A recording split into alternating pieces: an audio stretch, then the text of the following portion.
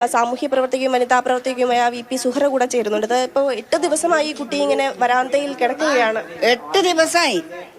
മുത്തലാഖ് അല്ലെങ്കിൽ തലാഖ് ചൊല്ലി എന്നുള്ളതൊക്കെയാണ് പറയുന്നത് ഭർത്താവ്. മുത്തലാഖല്ല, ഇപ്പൊ ഈ മുത്തലാഖിന് പകരം ഒരു തലാഖ് ഇവിടെ ഉണ്ട്. എന്നുവെച്ചാല് മൂന്ന് തവണ ആയിട്ട് തലാഖ് ചൊല്ലാന്നുള്ളതാണ് പറയുന്നത്. ഈ 3 തവണ ആയിട്ട് തലാഖ് ചൊല്ലുമ്പോൾ എന്താകുന്നത്, അതിന് കുറച്ച് മാനദണ്ഡങ്ങളൊക്കെ ഉണ്ട്. ഇസ്ലാമിലും ഉണ്ട്, അല്ലെങ്കിൽ നിയമത്തിലും ഉണ്ട്. ഇതൊന്നും പാലിക്കാതെ ഒരു പെൺകുട്ടിയുടെ യൗവനവും സൗന്ദര്യവും ആരോഗ്യവും എല്ലാം കവർന്നെടുത്ത്, സമ്പത്തും കവർന്നെടുത്തിട്ട് ഒരു സുപ്രഭാതത്തിൽ ഒരു കത്ത് എഴുതിയിട്ട് ഇങ്ങോട്ട് പറഞ്ഞേക്കാന്ന് പറഞ്ഞാൽ ഇത് ഒരു ഹസീനയുടെ കേസല്ല.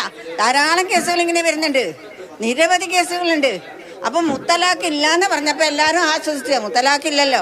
പക്ഷെ ഈ തലാഖ് എന്ന് പറഞ്ഞ ഈ നിയമം മാറ്റണം, കോടതി മുഖേന വേണം തലാഖ്. അതാണ് ഞങ്ങൾ ആവശ്യപ്പെട്ടുകൊണ്ടിരിക്കുന്നത്. തലാഖ് ചൊല്ലി അങ്ങനെ ബന്ധം ഒഴിവാക്കിയത് കൊണ്ട് മറ്റൊരു വിവാഹത്തിലേക്ക് പോയി എന്നുള്ളതാണ് ഹസീനയുടെ ഭർത്താവ് പറയുന്നത്. ബന്ധം ഒഴിവാക്കിയാലും ഒഴിവാക്കിയിട്ടില്ലെങ്കിലും ബഹുഭാര്യത്വം ഇവിടെ നിലനിൽക്കുന്നുണ്ട്. അത് സ്ത്രീയെ സംബന്ധിച്ചിടത്തോളം പ്രശ്നമാണ്, പെൺകുട്ടിയെ സംബന്ധിച്ചിടത്തോളാണ് അത് പ്രശ്നം. അല്ലാതെ അയാൾക്ക് പ്രശ്നമൊന്നുമില്ല, അയാൾക്ക് ഇഷ്ടം പോലെ ജീവിക്കാം. പക്ഷെ ഒന്നുകിൽ അവളെ എടുത്ത സാധനങ്ങൾ കൊടുക്കണം, അവളെ നഷ്ടപ്പെട്ട സാധനം കൊടുക്കണം. ആരോഗ്യം സൗന്ദര്യം തിരിച്ചു കൊടുക്കാൻ പറ്റില്ലല്ലോ. അവളെ എടുത്ത സമ്പത്തെങ്കിലും കൊടുക്കണ്ടേ, അതും കൊടുക്കില്ല. വീട്ടിലും കയറ്റില്ല, വീട്ടിന്റെ പുറത്ത് വാതിലടച്ചിട്ടിട. കോടതി ഓർഡർ പ്രകാരമാണ് അവരിവിടെ വന്നത്, എന്നിട്ട് വാതിലടച്ചിട്ട് പുറത്തിരിക്കുന്നത്. അയാളുടെ സ്വന്തം രക്തമാണത് ആ കൊച്ച്. ഇവളിപ്പോ ഓൾറെഡി അയാളുടെ ഭാര്യയാണ്. ആ തലാക്ക് കോടതി അംഗീകരിച്ചിട്ടില്ല. ഇതിനിടയിൽ കൂടി ഇങ്ങനെ വന്നാൽ എന്താ ചെയ്യാ? ഈ തലാഖ് ചൊല്ലിയിട്ടുണ്ട്, അതുകൊണ്ട് ബന്ധം ഒഴിവാക്കുന്നു എന്നുള്ളതാണ് ഫാസിലുമായിട്ട് സംസാരിക്കുമ്പോഴൊക്കെ അയാൾ പറയുന്നത്. ഏതായാലും ഈ കാണുന്ന വരാന്തയിലാണ് കഴിഞ്ഞ കുറച്ച് ദിവസങ്ങളായി ഹസീനയും 9 വയസ്സുള്ള കുഞ്ഞും കിടക്കുന്നത്. ഇതിനകത്തേക്ക് പ്രവേശിക്കാൻ ഭർത്താവും അതോടൊപ്പം തന്നെ ഭർത്താവിൻ്റെ വീട്ടുകാരും സമ്മതിക്കുന്നില്ല. കാരണം ഫറൂഖ് സ്വദേശിയായ ഫാസിലാണ് ഹസീനയുടെ ഭർത്താവ്.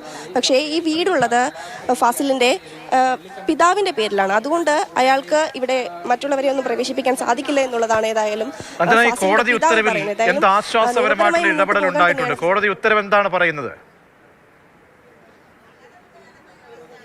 ഈ കോടതി ഉത്തരവിൽ പറയുന്നത് ഹസീനയ്ക്ക് ഇവിടെ താമസിക്കാം എന്നുള്ളതാണ്, ഭർത്താവിനൊപ്പം താമസിക്കാം എന്നുള്ളതാണ് കോടതി പറയുന്നത്. പക്ഷേ ആ ഓർഡർ കിട്ടിയതിന് ശേഷമാണ് ഹസീന കുഞ്ഞുമായി ഇങ്ങോട്ടേക്ക് എത്തുന്നതും. പക്ഷേ ആ സമയത്ത് അവർ വീട് പൂട്ടി പോവുകയായിരുന്നു ചെയ്തത്. ഏറെ പ്രയാസപ്പെട്ട് അല്ലെങ്കിൽ ഏറെ ശ്രമിച്ചിരുന്നു വീടിനകത്തേക്ക് കയറാനൊക്കെ. പക്ഷെ അവരൊരു ഘട്ടത്തിലും ഇത്തരത്തിൽ വീട് തുറന്നു കൊടുക്കുകയോ അകത്തേക്ക് കയറാനൊരു അവസരം ഉണ്ടാക്കുകയോ ചെയ്തില്ല.